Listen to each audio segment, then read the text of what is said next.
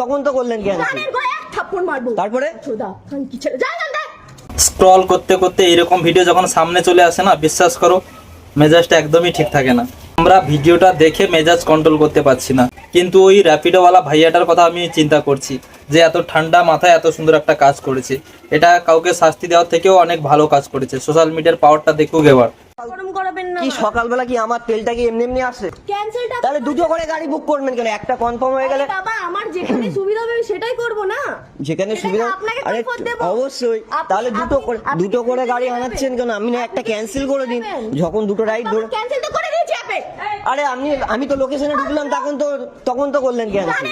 থাপ্পড় মারবো। তারপরে চোদা খান কি ছেড়ে যা জানতে তারপরে কি হয়েছে? আরে ম্যাডাম শুনুন, দুটো গাড়ি বুক কি হয়েছে? তোর এখানে আছে? তোর এখানে আছে? কি আছে? তোর অ্যাপে আছে? আমার অ্যাপ আছে, আমি ক্যান্সেল করেছি। হ্যাঁ কি না? হ্যাঁ কি না? আমি তো লোকেশনে ক্যান্সেল করেছি। হ্যাঁ কি না? আপনি তো লোকেশনে আসার পরে ক্যান্সেল করলেন। আপনি তো লোকেশনে আসার পর আমি ক্যান্সেল করিনি। ফালতু কথা বলবি না। এখান দিয়ে যা, নাহলে কানের গোড়ায় দুটো থাপ্পড় মারবো। মেরে দিন। এখান দিয়ে যা।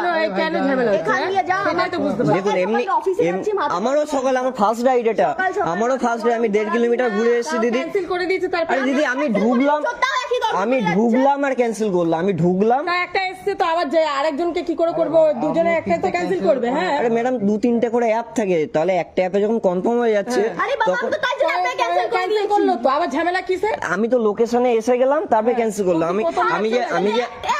আমি যে 1.5 কিলোমিটার যে ঘুরে আসলাম, সে তেলের টাকা তো আমি পাবো না। ঠিক আছে ঠিক আছে ঝামেলা ফালতু ঝামেলা করেই যাচ্ছে। আর আমি খানকির ছেলে কি কিসের ছেলে একটুখানি ভালো করে মানে আচ্ছা ঠিক আছে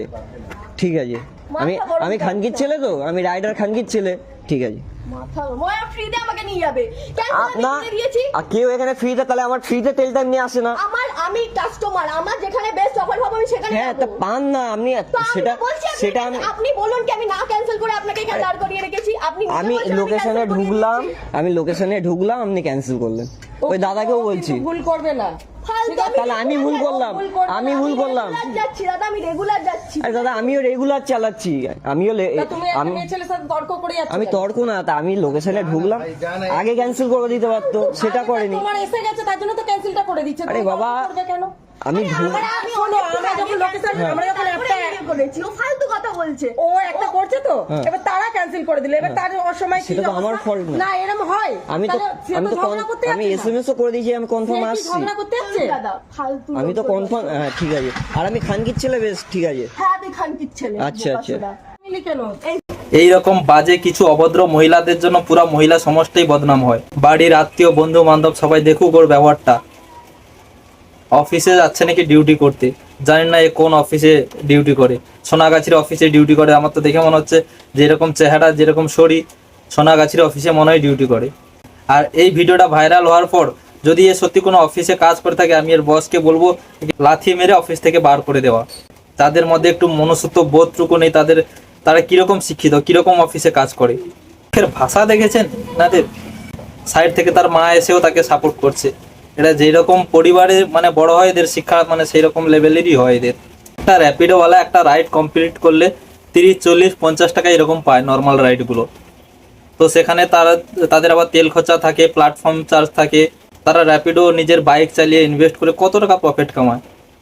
তার উপরে মানে কাস্টমারের কাজ অবধি যেটা আসছে ওটা তার নিজের তেল পুরেই আসতে হয়, ওটার জন্য কোনো এক্সট্রা পয়সা দেয় না কোম্পানি। তারপরেও তার এইরকম বিয়ে। এত কম পয়সার মধ্যে এত সুন্দর সার্ভিস প্রোভাইড করে, তাদেরকে রেসপেক্ট করা দরকার। তার জায়গায় সে উল্টো থেকে গালিগালাজ করছে। আমি ধরে নিলাম অফিস যাওয়া তাড়াহুড়ো ছিল, সেই জন্য দুটো অ্যাপ থেকে ট্রাই করে বুকিং করেছি, আমি ধরে নিলাম। কিন্তু যেহেতু ভুলটা তোমারই ছিল, যেহেতু সে তেল পুড়ে তোমার কাজ অবধি চলে এসছে, তারপরে তুমি ক্যান্সেল করেছো। কমসে কম তাকে যদি সরি বলে যে ভাইয়া এরকম ইমার্জেন্সি ছিল, এ করেছি তেন করেছি, এরকম বলে যদি এ করে নিত, তাহলে এইরকম সিচুয়েশন ঘটতো না। কিন্তু তার জায়গায় তুমি কি করেছো? এই মহিলা হাতিরার থেকেও আর একটা বড় গাধা যে রাইডটা কমপ্লিট করলো। ভাই এরকম একটা নাইনসাফি হচ্ছে, এর পাশে এসে তো তোমার দাঁড়ানো দরকার ছিল। আজকে এর সঙ্গে হয়েছে, কালকে যদি তোমার সঙ্গে ওটা হয়, তোমার মধ্যে যদি একটু মানুষত্ব বলে বোধ থাকতো, তাহলে তুমি ওই রাইডটা কমপ্লিট করতে পারতে না। এর পাশে এসেই তুমি দাঁড়াতে। একটা রাইড কমপ্লিট করলে কত টাকা পাও তুমি? সব থেকে বড় গাধার তো এই গাধাটা যে রাইডটা কমপ্লিট করেছে। মাত্র 30-40 টাকার জন্য নিজের মানুষত্ব বোধটুকু হারিয়ে ফেলবে। ছি। আবার এই ভিডিওটা সোশ্যাল মিডিয়ায় ছেড়েছে বলে তাকে মারার জন্য আবার লোকও পাঠিয়েছিল, দেখো তোমরা ভিডিওটা।